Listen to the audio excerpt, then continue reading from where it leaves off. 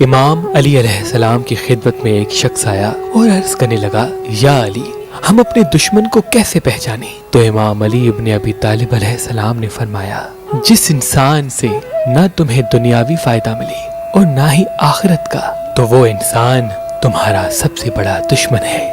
اور ایک بات یاد رکھنا، اس زمین پہ انسان کے لیے سب سے قیمتی چیز وقت ہے۔ جو انسان تم سے مل کے تمہارا وقت ضائع کرتا ہو تو سمجھ جانا یہ انسان تمہارا دشمن ہے، کیونکہ وہ تمہیں تمہاری منزل سے روک رہا ہے۔ اور جب بھی یہ چاہو کہ انسانوں میں سے اپنے دشمن کو پہچان لو تو ایک مرتبہ سورہ لہب پڑھ کے کچھ لمحات خاموش رہ کر لوگوں کی باتیں سنا کرو۔ جو انسان صرف خود کے فائدے کے لیے سوچے اور اپنی باتیں زیادہ کرے تو سمجھ جانا وہ تمہارا دشمن ہے۔